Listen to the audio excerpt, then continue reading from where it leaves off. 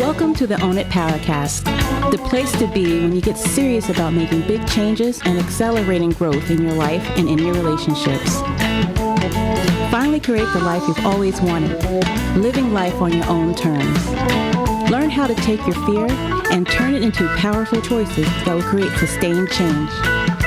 Now your host, Mary Baker. Hey everyone, welcome back to the Own It Powercast, a place where you can come to get what you need to move yourself forward. Hey, it's Mary Baker, and welcome to episode 126. When we grow, we outgrow. Letting go of the idea that you can change them. So as you know, this month, it's all about how to practice self-care around the holidays, with yourself and with others. Last week was all about how to set loving limits with family and friends. Well, today I want to explore a concept that I think we've touched on in past episodes, and one that comes up often for my clients and may be happening to you right now or getting ready to happen, or maybe you've just walked through it. If you've been working hard all year on your personal growth, becoming healthier, more confident, and have been healing some old wounds, well, then you're migrating to a healthier place of relating to others as well. As we've mentioned here on the show before, you start to require healthier around you. It's as if you are learning to speak a new language and or looking at the world in a whole new way, or at least you're beginning to.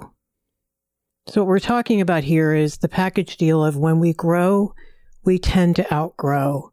We outgrow old behaviors. We outgrow people that we care about, that we used to gel with really well. We outgrow jobs. We outgrow other social environments. And we grow into healthier, which means better self-esteem, better boundaries, more vulnerable, connecting ways of relating to others, more emotional maturity, maybe more optimism, hopefully a lot more self-awareness, a lot more personal responsibility for what we think, feel, and need. Hopefully we are migrating to a place of choice where we keep ourselves in a place of choice and we own our choices. And finally, I wanted to mention that a lot of times I see that when people do the work, then their authentic self emerges, like we've been talking about. Therefore, they're more willing to take a risk or two in their life. Maybe they're ready to go after goals they have set aside far too long, ready to explore new activities, new adventures, learning new skill sets, no matter how old they are, hanging around with different people, exposed, allowing exposure to newer and healthier things, maybe becoming more creative, maybe becoming more outspoken about how they feel about things. So all these things can feel new to you if you're working on yourself. Well, imagine what they feel like to those around us who, A, maybe didn't sign up for us making all these changes, and B, are having a hard time with it, okay? That's not everyone. You're going to have a mix of people, usually ones that have been waiting for you to do this for a long time, people in your life who are still growing, maybe not the pace that you're growing, but they still are able to support what you're doing, and they're very happy for you, all the way down the line to people who are very selfish and narcissistic, immature, afraid to change, and everyone in between. All right, so what are some things that you begin to notice in your relationships when you start to outgrow? I think the most obvious one is it just doesn't feel like you have much in common anymore. And maybe that's because, like we just said, you're finally doing you, which perhaps has brought up some core interests that are exposing you to a different set or type of people and mindset. Like, for example, what if someone wanted to finally explore their creativity? Say they're hanging out with more artistic people, going and doing activities they didn't used to do before. So the old things that you used to have in common with your existing people in your life just don't feel like they're there anymore. Maybe they're on the back burner. Maybe you don't want to do it anymore. Perfect example of that is maybe you and your sister used to talk on the phone once a week or so and just complain. Complain about mom, complain about your brother, complain about your partners, complain about your kids. And let's say you've been working on yourself and you're really trying not to be a victim anymore. And you really want to have good boundaries where we don't gossip and triangulate. So now what are you going to talk to your sister about? So not feeling like we have much in common anymore because you have migrated or you are moving towards something different and probably moving away from things you used to share with others. There's one piece I want to bring up here that I don't think we talk about enough is for years you may have been doing things because you thought you should, because your family did it, because your in-laws did it. Activities that weren't unenjoyable, but maybe not totally your thing, and you had to kind of force yourself to do it in a way. And this could be subconscious. And as you really come into your own, you realize that maybe you settled for that, or maybe you were trying to be someone you weren't. And we can do this in all sorts of benign ways. Allowing ourselves to be talked into things, encouraged, cajoled, whatever. So I just wanted to mention that. That's pretty common that you're going to start to drop some of those things because they just don't feel like they were something that you would choose yourself or be excited about. Another way you know that you're outgrowing your relationships is you start to feel drained instead of renewed when you're with them now. You know, maybe now they seem stuck in their same old behavior patterns. Maybe complaining, focusing on others, like we talked about, or just feeling trapped in their life, but not ready to do anything about it. And like we just said, maybe before you were there too, bitching and moaning about stuff, but not ready to pull the trigger and take responsibility for doing the work to get unstuck. So just being exposed to their behaviors that maybe you used to do, and you're now trying to change that, it's going to feel emotionally draining. I think the other reason why it can feel draining is because they're not into growth. They're not into looking forward to things, maybe not as optimistic or hopeful. Maybe they struggle to feel and express joy or happiness or silliness or creativity. And finally, I think it's because we don't feel comfortable being emotionally honest with them yet. You know, saying why it feels uncomfortable. That we notice the changes, that we're not judging them, but we just can't go that way anymore. So feeling drained. You know, we're supposed to walk away from relationships, maybe feeling confronted, hopefully feeling empowered, but always feeling like we come out better than we went in. We're better people. Either we learned something from them, we shared something wonderful with them, we got love and encouragement, or we gave it to them, something that's value added. Our relationships are supposed to add to our life, not take away. And when people aren't so healthy, they can't add to our life right now. They have nothing to give. Another way you know that you're outgrowing is they frustrate you more and more. And sometimes they don't even know this. Or sometimes you're frustrated and perhaps you never thought about why. But maybe you do know why. Maybe it's because you don't feel supported. Maybe you don't feel like they're listening to you.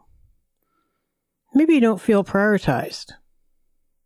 This stuff, I think, is especially painful if this is your partner you plan to stay with. Either you're married to them, or you live with them, or engaged, or just want to hopefully hang out with them forever.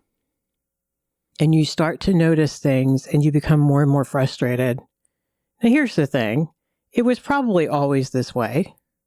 You know, where you were the giver and the compliant one, maybe focusing on their needs most of the time and subverting your own.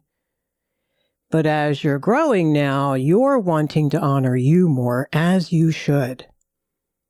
And so you see it, and you feel it, and you can't ignore it. Or you're met with innuendo that maybe sounds like jealousy or judgment of things that you do or don't do now. And it can make conversations really stressful. It no longer works for you.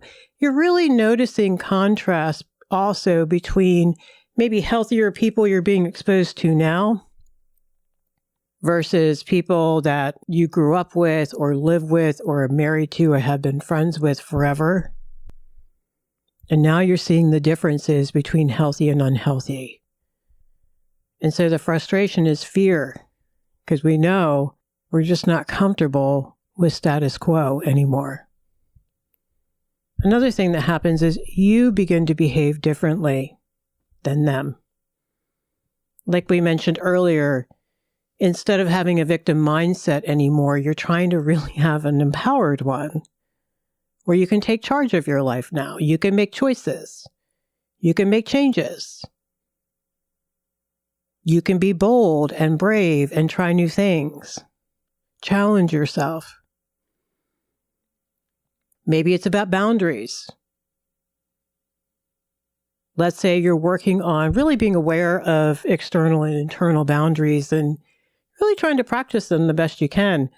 Well, boy, you're going to notice the boundary issues all around you. And you're going to have, because the joke says, tons of opportunities to work on them as well, because they're going to show up all around you. Or maybe you just see them now. The brain science now says that our subconscious is now being cued to things in the environment that perhaps were always there, but we didn't tell it to pay attention.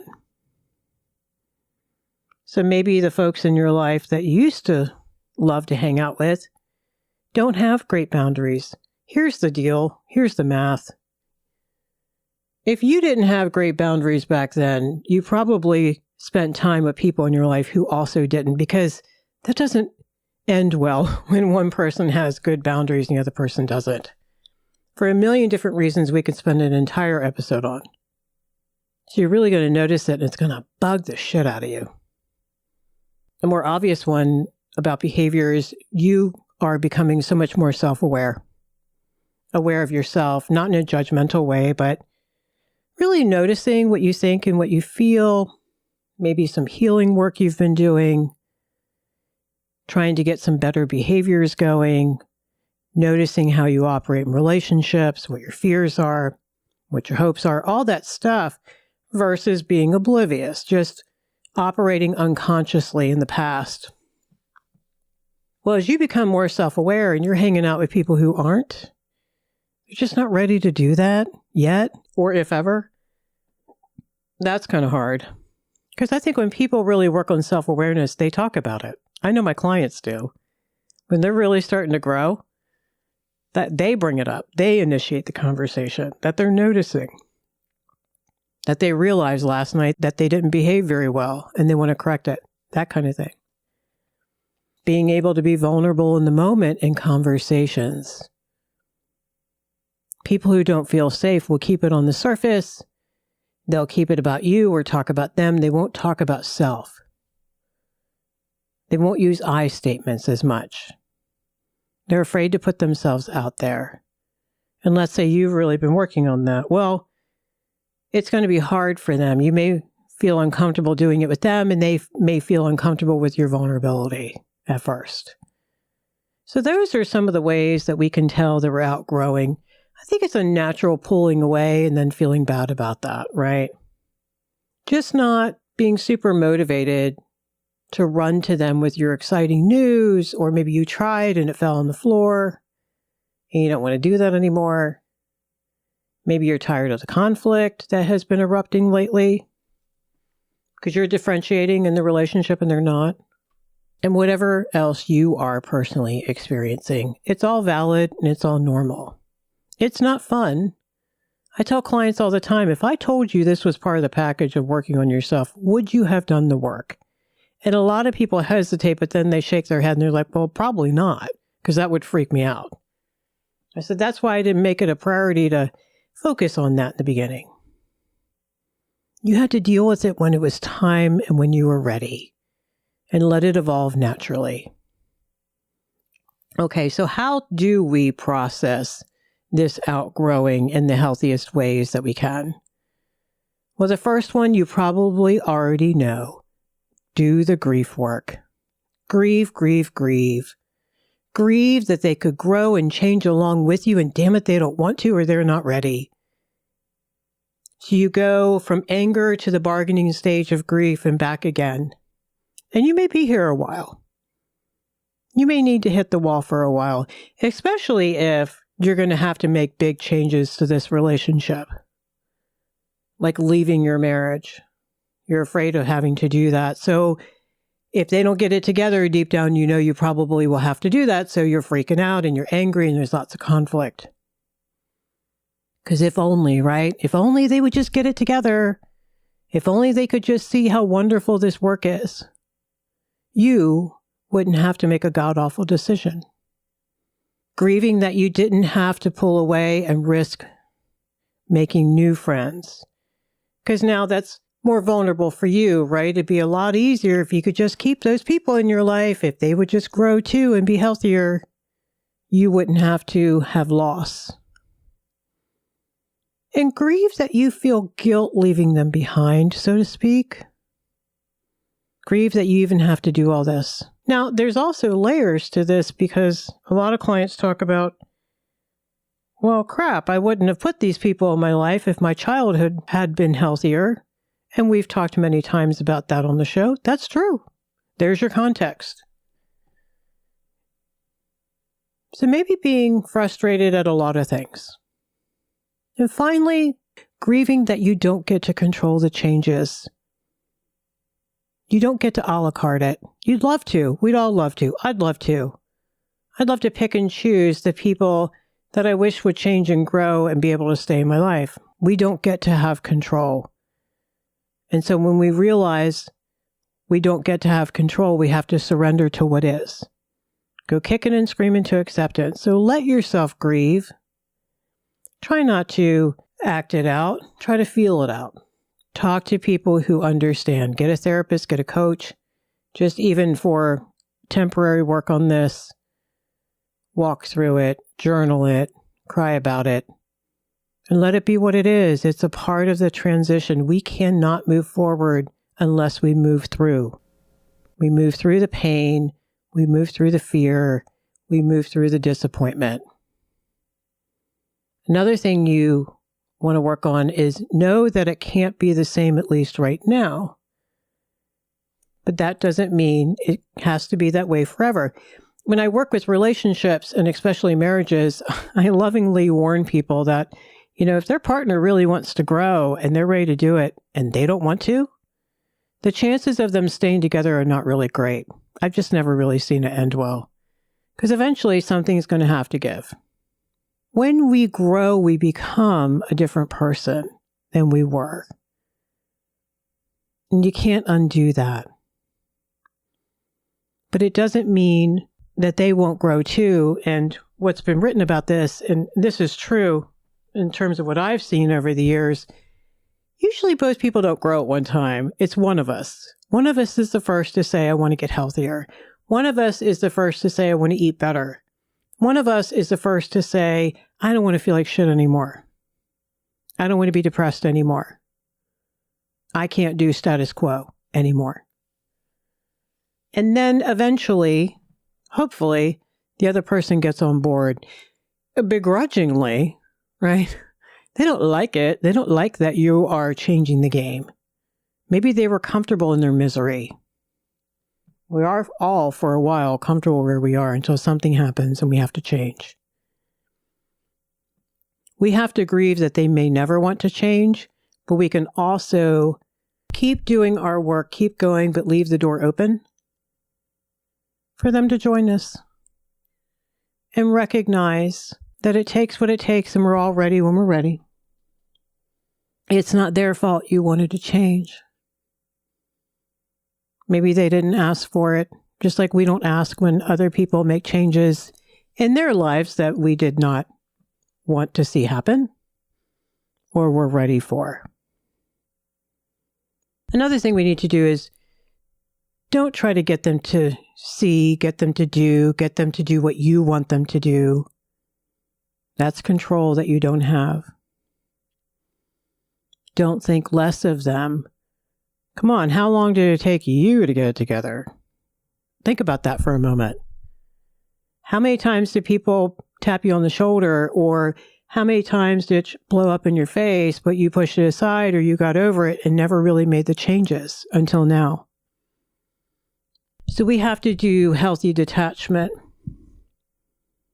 and let their process be their process as we honor our own and how long it took us to get it together, how resistant we were for a while, that kind of thing. And detach from their fears too. Like a lot of times we don't think about this. Like they might be reacting because they don't want to lose you. And they know deep down things are not going to be the same. Things are changing. When it comes to change, we don't initiate. We tend to resist it at first.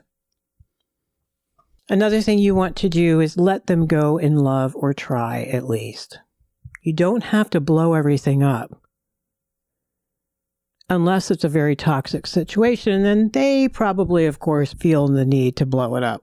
Sometimes this is unavoidable. The unhealthier the person, the bigger the dumpster fire, I think.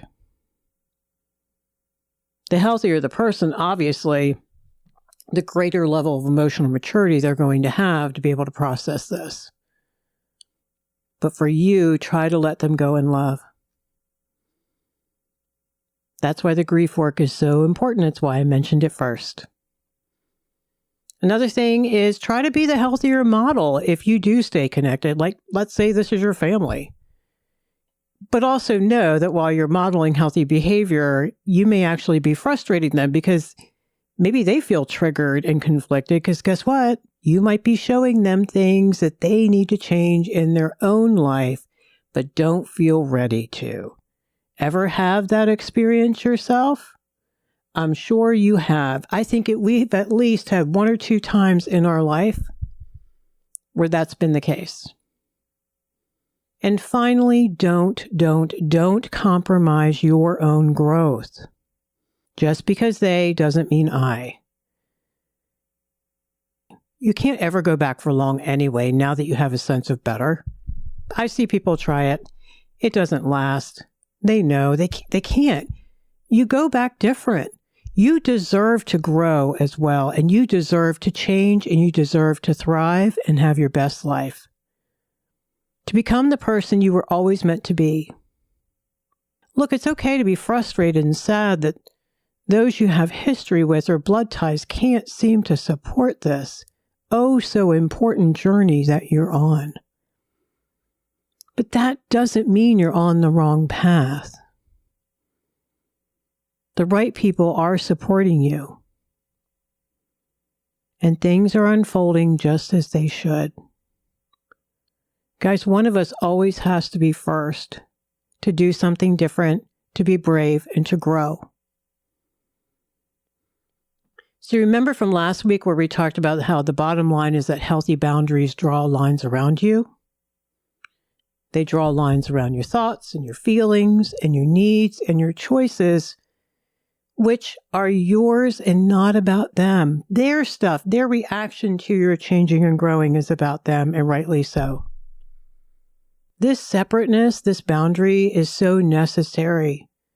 We also talked last week how detachment work is probably the hardest part of boundary work. Letting go of control over what could happen. Reminding yourself you are doing the right thing to change and grow, and you're not a horrible person. And it's not your responsibility to make everybody happy. It is your responsibility to make you happy. So as we're coming up on the holidays, try to focus on loving detachment and simple, non-judgmental observations. Sounds easy, it's hard. Observations about them, about you, and about your relationship with them. Just noticing like, that's interesting. Wow, look at that. Okay. We're not judging us. We're not judging them. We're just noticing what is. There aren't any bad guys here. Unless someone's being really abusive and toxic, and that's a different conversation. But do the context math. Try to understand where they are in their life right now. Where have they come from? How have they been wounded? You know, just like you've been doing with yourself all year doing this work. I think it can really help us have more empathy and compassion. Another thing is focus on building better skills with difficult people, because there's no better way to practice. Show interest in things you probably won't argue about with them. Keep it simple. Share good memories. Maybe focus on something you appreciate about them. Say that out loud. Note the good things about them too. Try, find them somewhere, even if it's just one thing. I know sometimes it's hard. And as you're working on detachment, I want you to practice just being a better listener the best you can. And really focusing on what's going on in the moment with them, and really focusing as well on not reacting as much. I said as much because I'm a realist. I think just doing that alone can bring amazing changes in our relationships if we just didn't react. Reacting, remember, is compulsive, deeply rooted. It's rooted in your reptilian brain for survival. It's fear-based, and it takes a while to get under control. But if we're intentional, we're using our prefrontal cortex. We're using a different part of our brain. We want to stay the hell away from our amygdala this holiday season as best we can. There's another thing you can do is pick a few phrases that feel comfortable for you to detach and let things be. Pick ones that work for you, but here are a few examples. When someone brings up an issue like your sister and she's so frustrating and why does she keep getting herself into this stuff? You can say, I'm sure you'll figure that out in time. Because here's the deal. No one hired you to fix her today. No one paid you. It's not your place, not your job. Boundaries are a lovely thing. Another way you can do that is you can say, sounds like you've got quite a situation there. I really hope it works out well for you.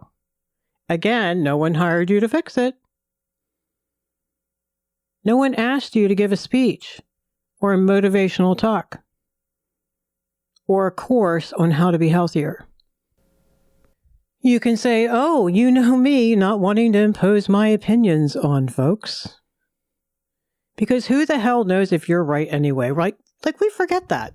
We think we know everything. We've thought of every variable, every angle, every possible solution. Sometimes we are right. Oftentimes we may not be right. And who are we? Now, this doesn't mean that people can't solicit an opinion, but we can give them our opinion, and then that's it. We're just giving them information because they asked for it. And finally, if you don't have anything nicer to say, just say how lovely for you. And remember, it may be lovely for them. You may think it's nuts. You may think they're crazy. Why are they settling? I mean, we could go on. But that's about you. Don't make their stuff about you. You got enough to deal with as it is. When we grow and others don't, we will get to a point where there's going to be tension and confusion and pain, as we can no longer ignore how we are outgrowing them. Or maybe they've been moving faster than us and they are outgrowing us. So today we talked about how one of the side effects of growing and changing and taking our lives in a different direction. When we heal, we want better. And so we begin to need better in our environments to support this new information. Our bar gets raised in terms of how we want to be treated, how we value personal responsibility and whatever other new values we're living out, and therefore the caliber of people that we want to be with. So we may outgrow those we love, those we have spent years with, those relationships where they were there for us in big ways in the past and we were there for them. And I think that is sometimes the most difficult part. Change is loss, but don't stop growing. Keep moving forward. Maybe they'll catch up with you. Thank you for joining me today. May you stay healthy, stay grounded, and hold on to hope. Focus on the good in yourself and others this week. Try to observe and be a better listener. Be sure to check the show notes at ownitpowercast.com and get the newsletter each Tuesday. That's where you'll find the bonus downloads. All right, so pay it forward, keep focusing on you, and I'll see you next time. We hope you took away some useful insights and tools you can begin using right away. If you did, please leave a positive review and share on your social media. Because could you imagine if everyone in your life really got it together? Remember, own it now, so you can really own it later.